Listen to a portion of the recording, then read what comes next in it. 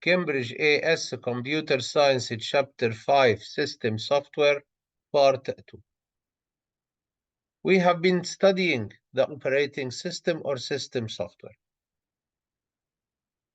System software also includes library programs. These are ready-made programs that can be used by other applications. So when you are writing or creating an application using a programming language, you may make use of some ready-made library programs included in the operating system or coming with system software. This makes programming easier because certain tasks you need to perform, you don't need to program. You only need to call the appropriate library program. So we need to study library programs and dynamic link library. These are library programs that are only loaded in memory when necessary. So the program is not necessarily all loaded in memory, and this frees the memory. Then we have to move to language translators, compilers, interpreters, and assemblers, because these are part of system software. Maybe at the end, we have to talk about integrated development environment. This is the environment used to help you write programs. It has an editor and then a compiler or interpreter to run a program correctly, hopefully correctly. So it has many features that help you run the program correctly.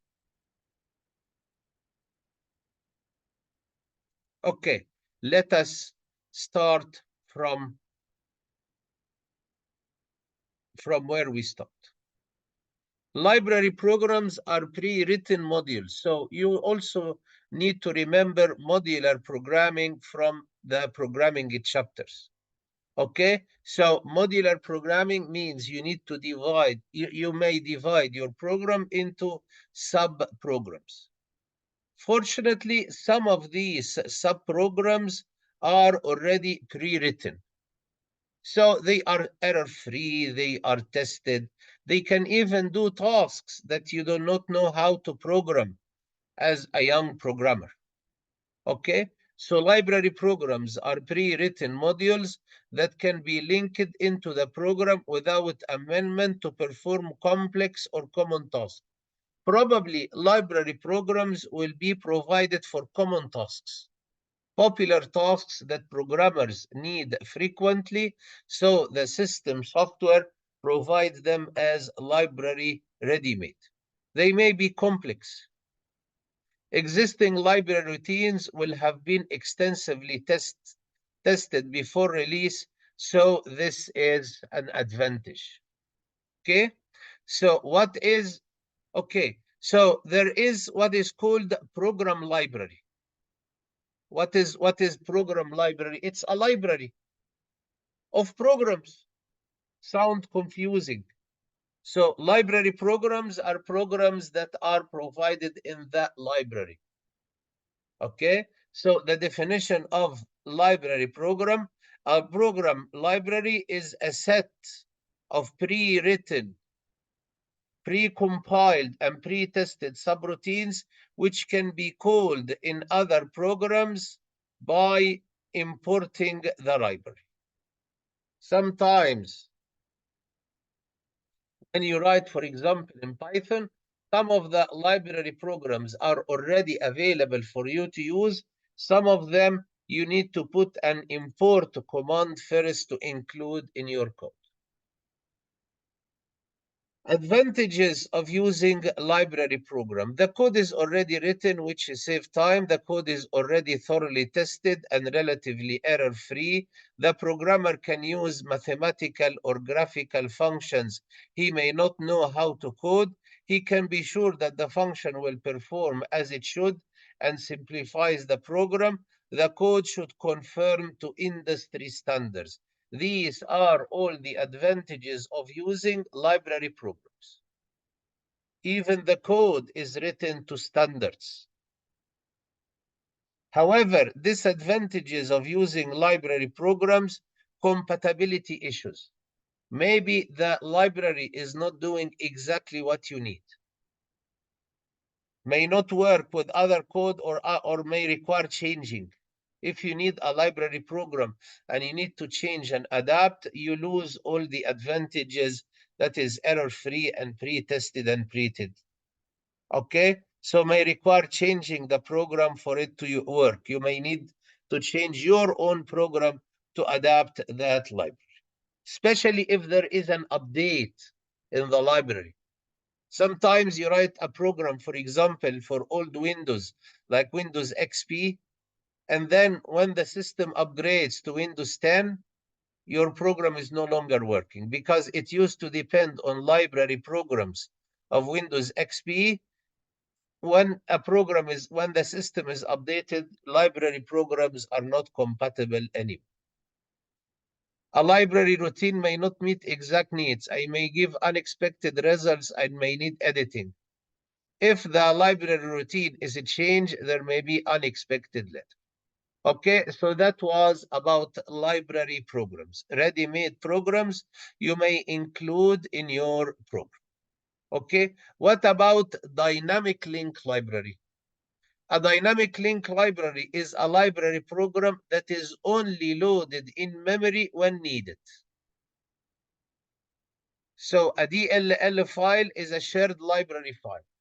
It comes with the system software or comes with the operating system. It may be used by many applications, and the characteristic of it is that it only loads in memory when necessary. So it is dynamic link. The library is saved separately from the main.exe file. The .exe file is the executable file. And because DLL files are saved externally, the executable file does not need to become very large. Only loaded into memory when required at runtime. That's why we call it dynamic link library. The DLL file can be made available to several applications at the same time. It comes with system software or the operating system. And then, as you can see, this is the executable file. Okay, and these are the dynamic link library programs associated with it, or it may use the common DLL files coming with that system software. Okay, so description of dynamic link library, a collection of shared library programs that are already compiled. These are all questions. So if you go through my notes, you will find yourself studying past papers and mark schemes. So a collection of shared library programs that are already compiled. Link to main program during execution.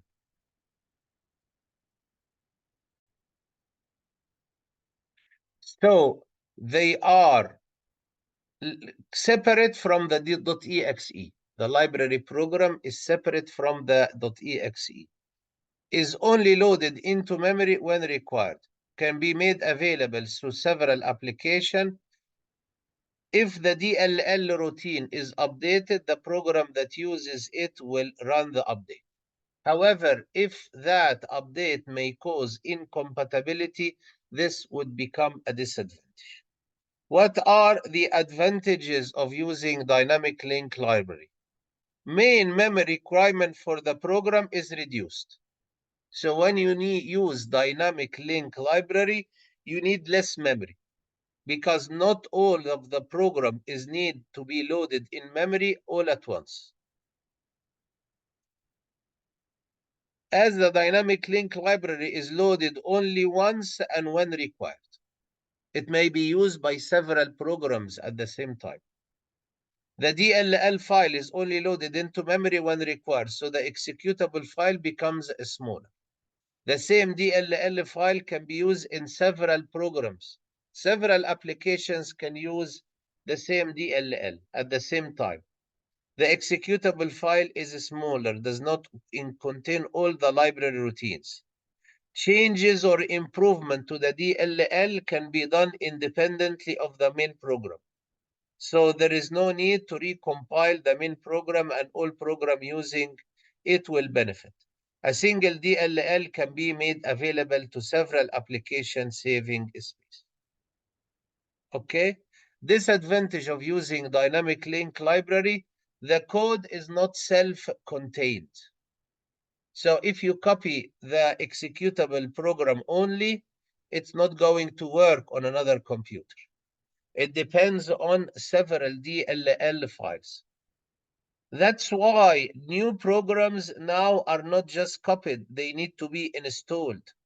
So there is an installer program that installs the program and fixes all the required DLL files. Okay?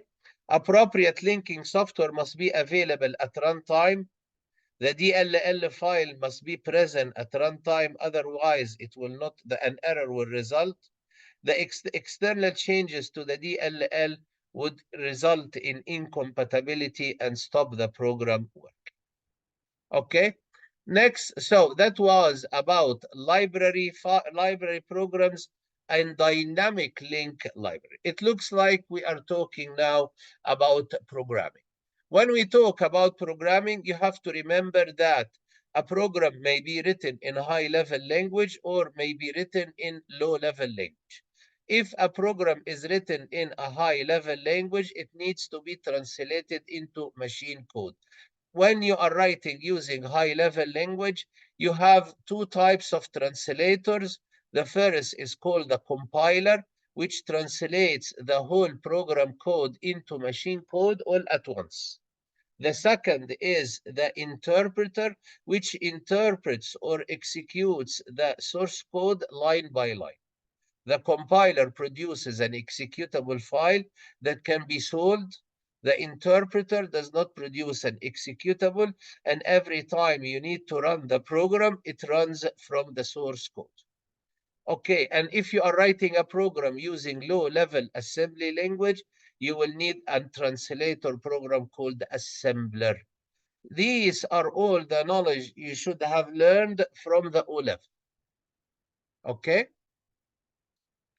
Okay, so language translators. Writing a program directly in machine code is almost impossible. You cannot write a program in ones and zeros. You write a program in a high-level language, and the compiler or translator will translate it into machine language. Okay? Okay, so compilers and interpreters. This is a diagram representing a compiler. It takes the source code, translates the whole of the source code into an object code, and then executes the program. However, the interpreter takes a line, interprets it, and executes it, and then the next line interprets it and executes it without producing an executable. You should know this from the O-level. So the starting point for either a compiler or an interpreter is what is called the source code, which is a program written in a high-level language. Because compilers and interpreters, we are only talking now about high-level programming languages. Okay, it is better to use an interpreter while developing the program. Why? Because it allows running of a partial completed or partially error-free program. Okay? So interpreter is used during developing as debugging is easier, because the compiler will not run at all if your program has any syntax error. The interpreter would run the first part of the program until it encounters the first error. It stops and allows you fix that error and then continue from where it stops. So the interpreter is easier to use while debugging or fixing errors with the program. Interpreter is used during developing as debugging is easier because errors are reported as they are found. No need to wait until the end of the process for the error report.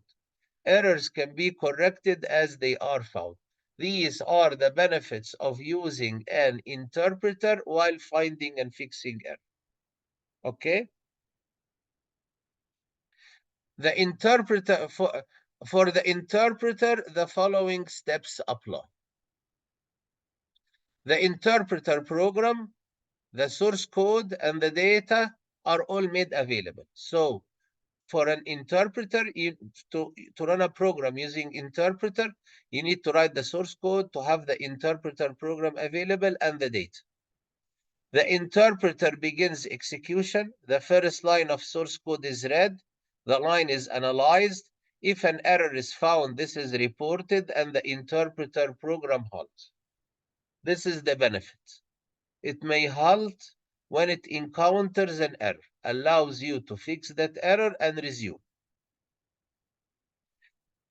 If no error is found, the line of source is converted into an intermediate code. The interpreter uses the intermediate code to execute the required action.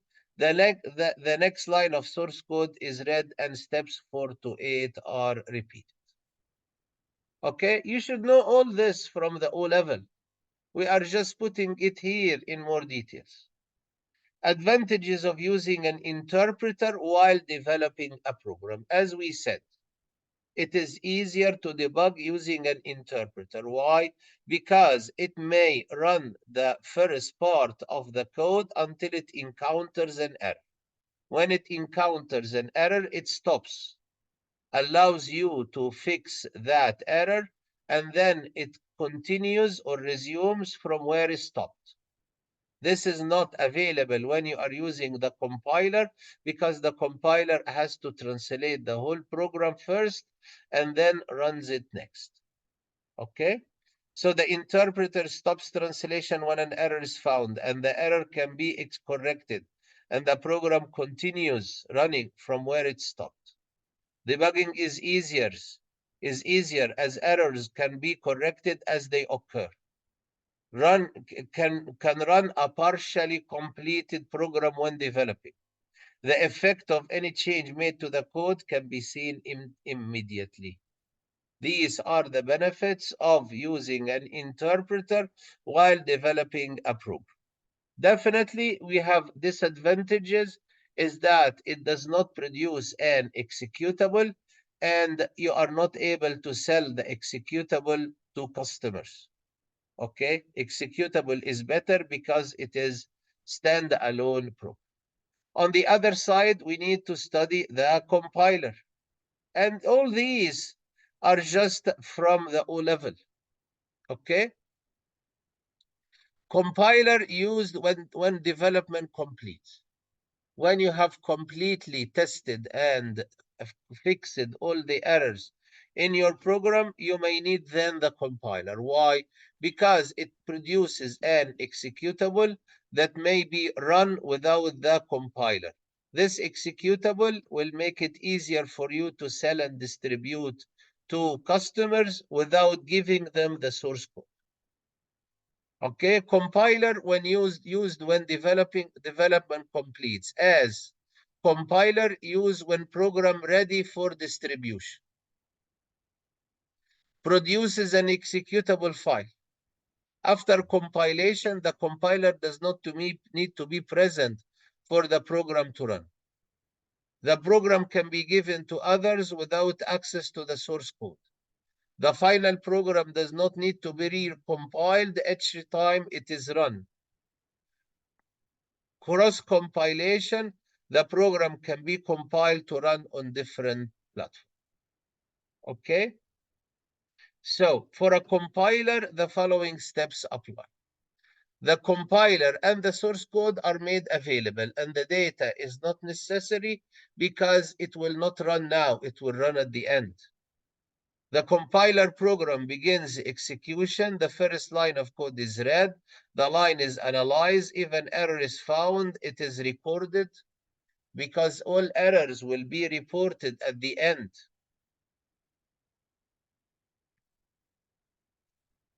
All errors will be recorded at the end. If no error is found, the line of source code is converted to an intermediate code. The next line of source code is read and steps 4 to 7 are repeated. You read a line of code, you check it for errors and convert it into an intermediate code. And then you read the next line of code, check it for error, and then save it as an intermediate code. And no execution is done at this stage. After all of the intermediate code is generated, the compiler produces an executable for the whole program and saves that executable so that when you need to run that executable many times, you don't need to recompile. This executable can be sold and distributed to customers without giving them the source code. So while you are developing the program, you need the interpreter. While you are producing and selling the program, you need the compiler. The compiler produces an executable code. Okay? When the whole of the source code has been dealt with, one of the following happens. If no error is found, the object code is created. If any errors are found, the list of these errors is output and no object code is produced. So with the interpreter, if your program has some errors, it may run with the interpreter because it executes line by line. However, with a compiler, the whole of the program has to be error-free before it is converted into an executable, and then that executable can be sold and distributed to customers. Advantages of using a compiler when a program is complete. So when developing a program, you would rather use an interpreter. When the program is complete, you would rather use a compiler. The interpreter executes a program line by line. The compiler executes the whole of the program all at once. What are the advantages of using a compiler? The compiler produces an executable file. The interpreter does not. Okay? Ready for distribution. The user, the customer, will have no access to the source code. When you sell that executable, you don't need to give them the source code, so they cannot know how you created that program. They are only able to use that program. You protect your intellectual properties. Okay? There will be faster to run with a compiler because the source code is translated all. It will be faster to run. The code does not have to be recompiled each time it is run because the executable is saved. Does not need the compiler to be present at runtime. Okay, let us now go to many programs clarifying that topic. And definitely these examples are taken from the past paper. So this is an example. The use of both a compiler and an interpreter while developing a program. It is better to use an interpreter while writing the program to test and debug the partially completed program because errors can be corrected and processing continues from where the execution stopped. This is the advantage of using an interpreter while still developing and fixing errors in the program. Errors are identified one at a time and can be corrected in real time. So it is better to use an interpreter while developing and probably looking for errors and fixing them. It is better to use the compiler after the program is completed. Why? To create an executable file without having to reinterpret every time as the compiler, and the compiler is not needed at runtime. Okay, so that was a question about using the compiler and interpreter at different stages. The first stage, writing and testing. The second stage, the producing and selling. Okay, let us look at these questions. Converts a low-level language into machine code. You cannot link this to any of these because low-level requires an assembler. So there is nothing to connect. Stops as soon as it finds a syntax error. This is an interpreter. Needs the source code to be present when the user's program is running. This is the interpreter. Reports all errors found at the end of the process. This is the compiler. Correct syntax error as they are detecting. There is nothing that corrects error by itself. Converts high-level language to a different form. This is both. The compiler and the interpreter, they both work on high-level language. Creates an executable. This is only the compiler. So see, these are exam questions. For me, it's a revision here. Okay. Provides a ready-built routine that can be imported into a program. This is library program. We did that. Okay. Provides an interface between the user and the hardware. This is the operating system. Convert source code into low-level language. This is the compiler. An additional program that helps to maintain and configure the system. This is a utility program. So this is a revision about previously studied parts of this chapter. Chapter 5, System Software. Okay? Okay. The last thing to say about compiler and interpreter, we have what is called partially compiled. A high-level language program may be partially compiled and partially interpreted. Partially compiled can be used on different platforms as they are interpreted when run. Code is optimized for the CPU as machine code is generated at runtime. What is that? Sometimes you need a program that runs on different platforms. What do I mean by different platform? For example, Windows 10 or Windows 11. This is a platform, and Apple Mac is another platform. So if you need a program that runs on both, you do partially compile, you do partially compilation, and then the rest of the translation process will be done on the machine that will run, will be interpreted on that machine that will run the software. Okay? Okay, we talked about compilers and interpreters. They both work on high-level language. Now it is time to talk about assemblers that work on low-level language. Okay? Writing programs in low-level language is much more difficult because it is as if you are writing in machine language. However, there are just some mnemonics.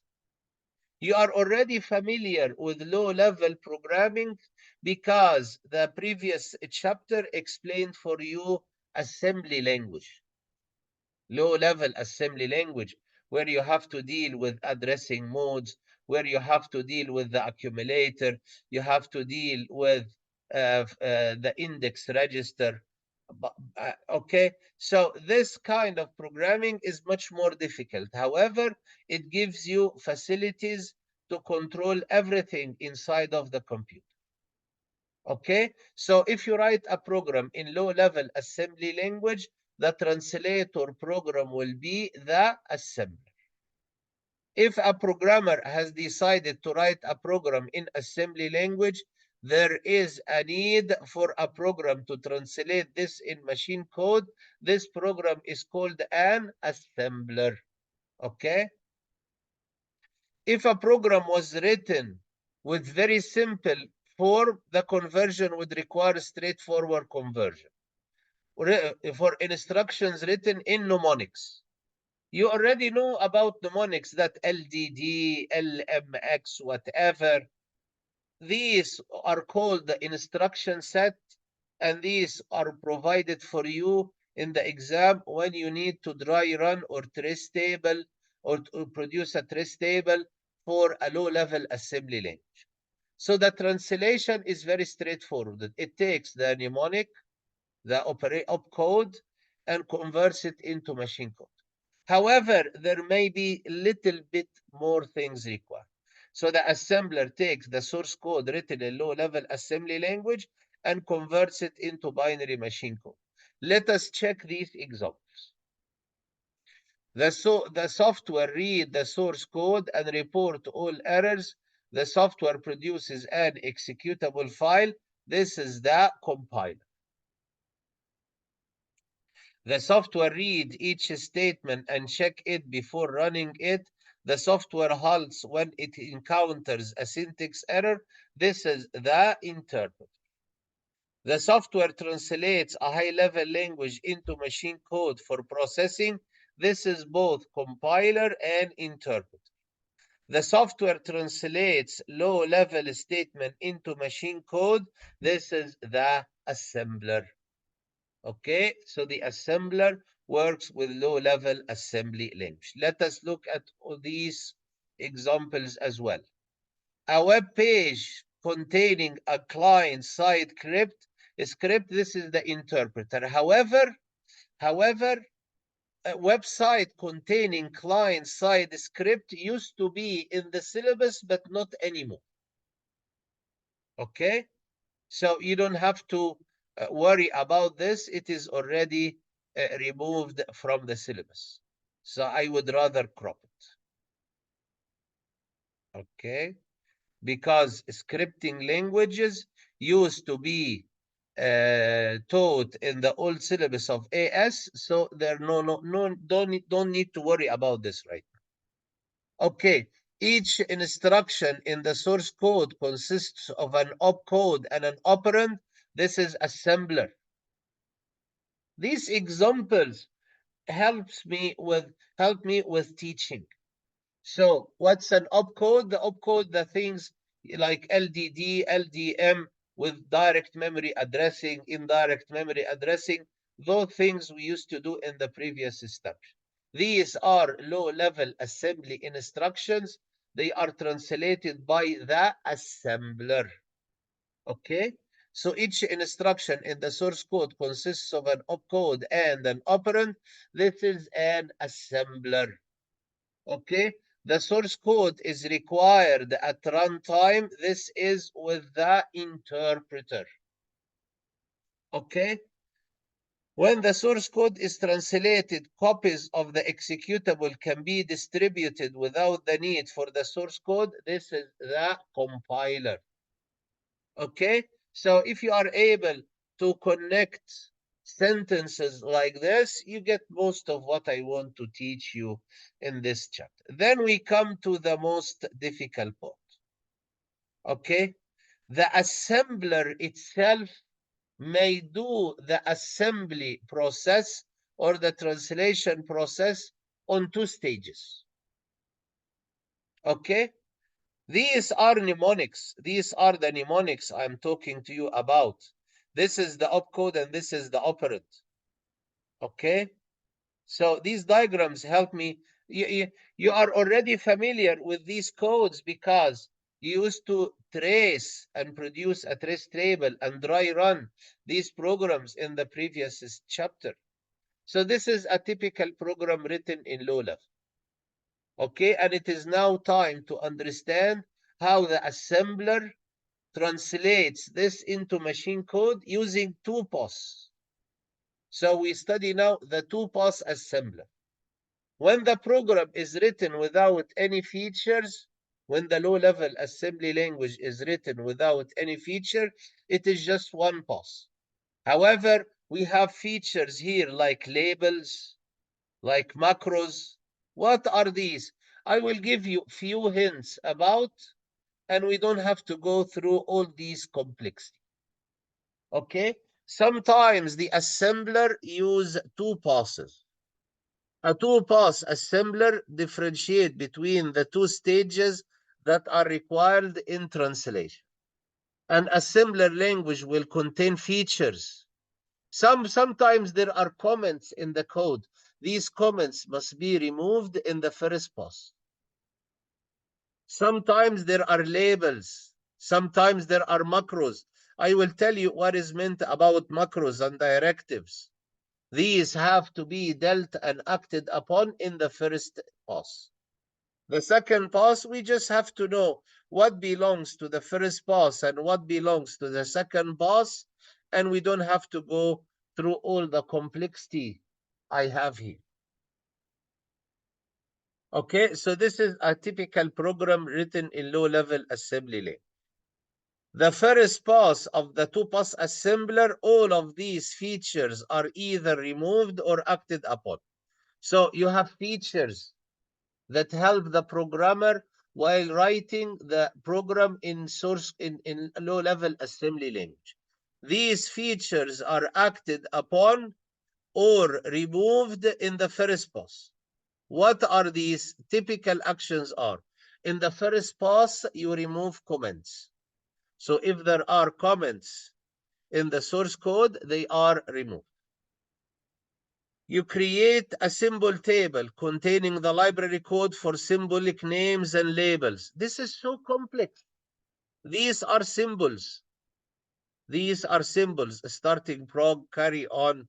So you put them in a symbolic table and give them name.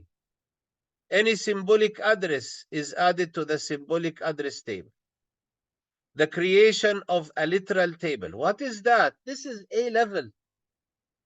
So this is a literal table. Okay, just know them and they don't appear so much in questions. I'm just making sure everything is included in my notes. Okay, any directives are acted upon. What is the directive? I will tell you right now. Expansion of macros. What are macros? I will tell you now. Identification of system calls and subroutines. Data items are converted into their binary equivalent. Everything is converted into binary. So these numbers are converted into binary. All of these are done in the first pass. In the second pass, and that's it. This is all you need to know. Any symbolic address is replaced by an absolute address. This is a symbolic address. Just find the absolute address for it. Okay? Forward references are resolved. Sometimes, for example, countdown. You don't know where is countdown. Countdown is here. So this is a forward reference. This is a forward reference. This is so technical.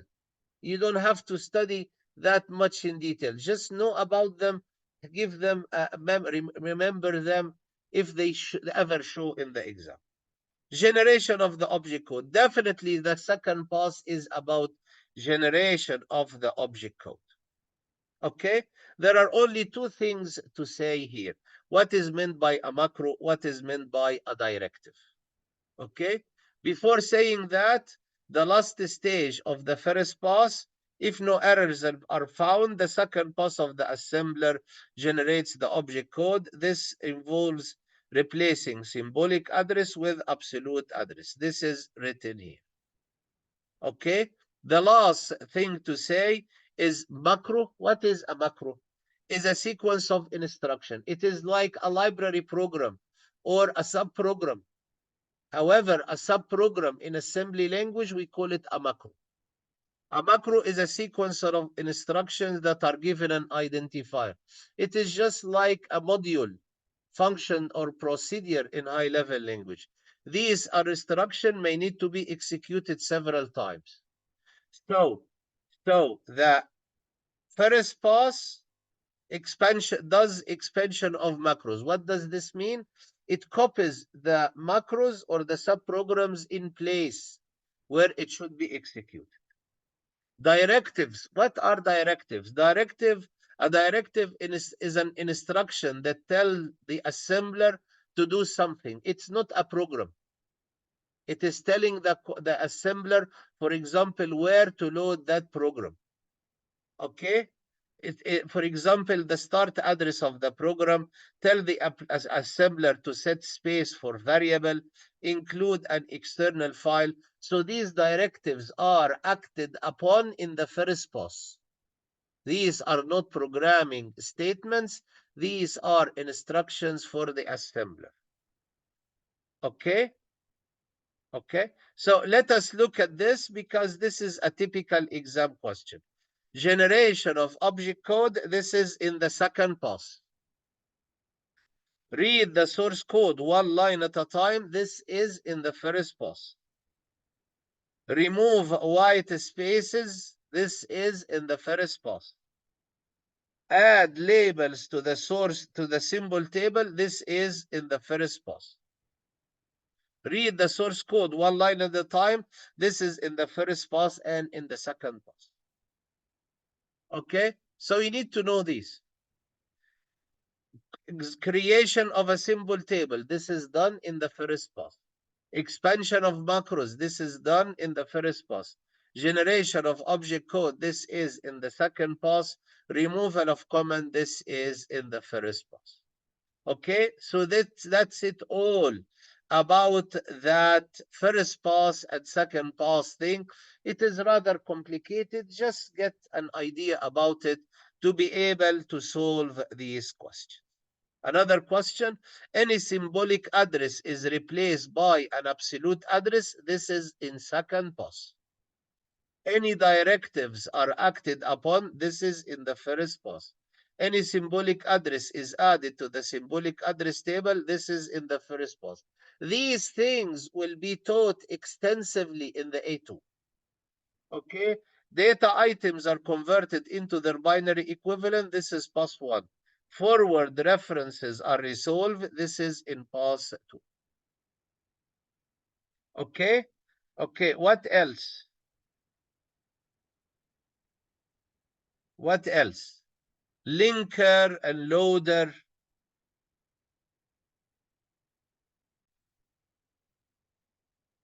So you need a linker.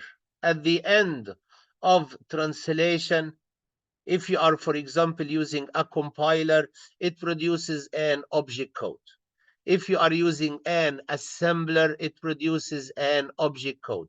What is the difference between an object code and an executable? The object code needs to be linked to the library routines it is using. Okay, so this is the role of the linker. The object code is not an executable.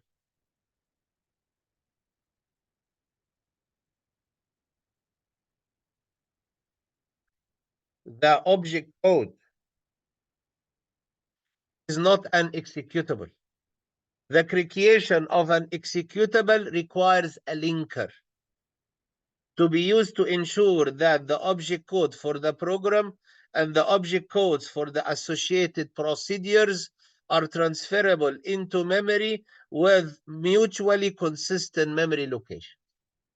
So the linker needs to link your object code with functions and procedures and library programs you need to use. So you need a linker and a loader. At the final stage to run the program, it must be loaded into memory. The loader, the actual transfer into memory is carried out by a loader or the loader part of the linker loader. You may have a linker loader both together. This carries out any final adjustment of memory addresses that might be necessary. So this is the assembly code. It results in an object code, goes through the linker that links them to objects and libraries it needs, and then produces an executable file, and the loader loads the file into memory. Okay, then we are only left with the very simple topic, and we finish that chapter. We are talking now about the Integrated Development Environment, IDE. What is that? This is an environment that helps. This is a program, actually. It's a program. I can show you examples. For example, if I have here Python, this is PyCharm. This is PyCharm. Okay, now I'm loading the integrated development environment of PyCharm or Python.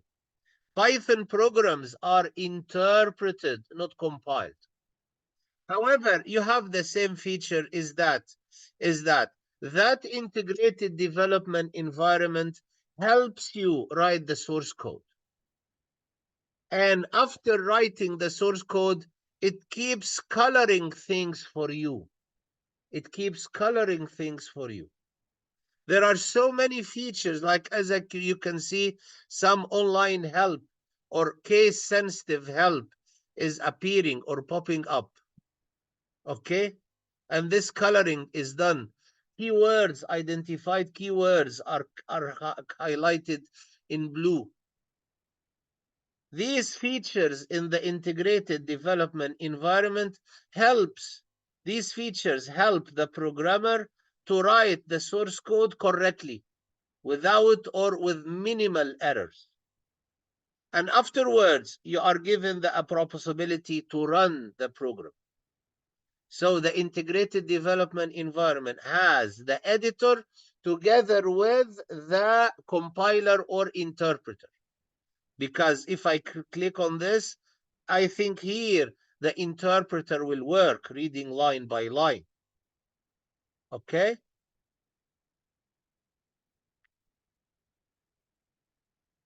Yeah, as you see, I have windows of errors. Okay? I have few errors here. Okay? This program is incomplete. Okay? However, it allows me to debug. So I have tools, debugging tools. There are two or three popular things you need to remember. There is a variable watch to see values of variables as they change. There is what is called a breakpoint. You can set a breakpoint so the code runs until a certain point and stops. There is also a stepping through that allows you to run the code step by step. Okay. I also have another integrated development environment here. This is Visual Basic. And this has a compiler. Let us look at this program written in Visual Basic. Okay. So this is the source code. This is the source code. Okay. And all these coloring, we call this pretty print. These coloring and indentation. And okay, I will introduce an error in front of you now. I will introduce an error. I am omitting a letter. This is a typical syntax error. See, the error is highlighted in runtime or while writing.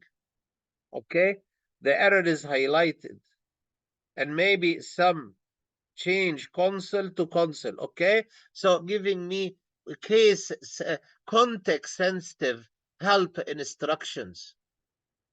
Okay, I have here debugging tools. Yeah, this is a step into. This is breakpoint. This is a watch window. Yeah, these are the three popular things. In exams, you see these three things. They are telling you what are the features of an integrated development environment that helps the programmer write error-free code or debug or fix errors. These three things are breakpoint, stepping, and setting a watch window. This is the most popular question that show in all exams. Okay, let us read what's in here and see. This is a screenshot from the Python program, and this is a screenshot from the Visual Basic I showed you with many clarification. I copied that from the textbook. Okay, so integrated development environment. The integrated development environment has features for program editor, for writing and editing the source code. This is the source code. Okay. Translation interpreter or compiler. Testing program code and observe out. That's why we call it integrated. Okay. Features found in an integrated development environment. Whatever language is used for writing code and whatever compiler or interpreter, there will be one or more IDE. IDE stands for Integrated Development Environment to assist the programmer. Features provided by an integrated development environment. Editor with functions such as copy and paste. Context-sensitive prompts. We have pictures of everything. Context-sensitive prompts. They are even predicting or advising you what you should write. They are predicting what do you mean, and they are giving you tips or autocomplete. Okay? You can only understand this when you write programs. So I would recommend that you write programs in Python in preparation for the A2. Okay? Context-sensitive prompt, dynamic syntax checking, use of colors to highlight keywords. This is called pretty printing. Highlighting unused variable. For example, if you declare a variable and you do not use it, it will be underlined in green. Okay? Formatting, collapsing, and expanding. I can show you. For example, I can collapse this. Why? Because I need to look at other parts of the code. I may, for example, there are things that can be collapsed. Okay. Built-in library functions. Okay, so these are the features provided by an integrated development environment, and this is an answer to an exam question. Okay? Okay. What is pretty printing? Pretty printing refers to the presentation of the program code typed in an editor. It includes indentation and coloring of keywords and comments. Pretty printing or coloring codes is coloring codes or comments or keywords. Okay? Okay, well, this is what is cool because you don't color things while you are writing. The integrated development environment, so def is a definition for a subprogram. For in are known words by the by Python. Context sensitive prompts. This feature display hints or a choice of keywords and available identifiers appropriate at the current insertion point of the code. If you type F, a pop-up list appears displaying all possible keywords identifying starting with F. So you type F, maybe you mean for or format. Choose the keyword. An explanation of the chosen construct appear. You have some explanation of what everything is meant. So this is context sensitive prompt. Dynamic syntax checking is checking the syntax while you are typing. When a line has been typed, some editors perform syntax check and alert the programmer to errors.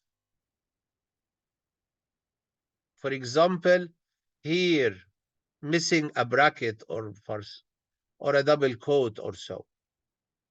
So this is dynamic syntax checking.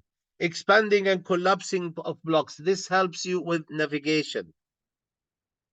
When working on program code consists of many lines of code, it saves excessive scrolling if you collapse blocks of statements.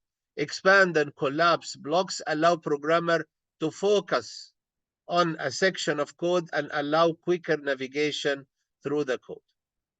Automatic indentation allow the programmer to clearly see different code sections to make it easier to see the code constructions. Like this. Indentation is done. I write if and else and end if, and indentation is adjusted by the environment itself. Okay. Program testing using the IDE. This shows that so quite often. Debugging is finding and correcting errors. The IDE provides you with debugging tools, often called a bug. Debugging is the action of finding and correcting errors in a program. An IDE often contains features to help with debugging. For initial error detection, include dynamic syntax check. We did that. Okay, there are three things I want you to know. Debugging feature, the breakpoint, stepping, and watch window. These are the three things that help. So debugging includes single stepping, is that you run the code line by line. Breakpoints, you run the code onto a point and then stop to inspect and investigate the values of variables. Okay, and report window to show variables and expression output. Okay, these are called the debugging features. Okay, breakpoint, switch on, possible to select a breakpoint. When the program starts running, it will stop when it reaches the breakpoint. The program can then be stepped through, which means run the program line by line. Single stepping and breakpoint. So these are the initial error detection. What are the initial error detection done by the IDE?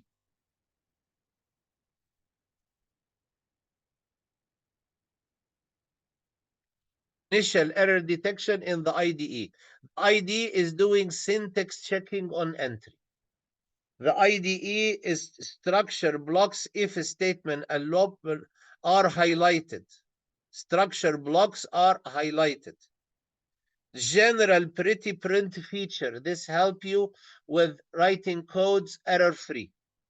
Automatic indentation. Highlight any undeclared values, variables. Highlight any unassigned variables. Commenting in and out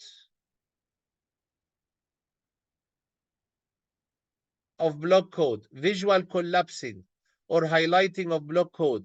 Single stepping, breakpoint, variable, and expression report window. These are the three most popular things. Okay, let us go through this. Context sensitive prompt. Display predictions of the code being entered. See, these things come in the exam. Execution, one line of program and then stops. This is single stepping. These are features in the integrated development environment. Executes one line of the program and then stops. This is single stepping.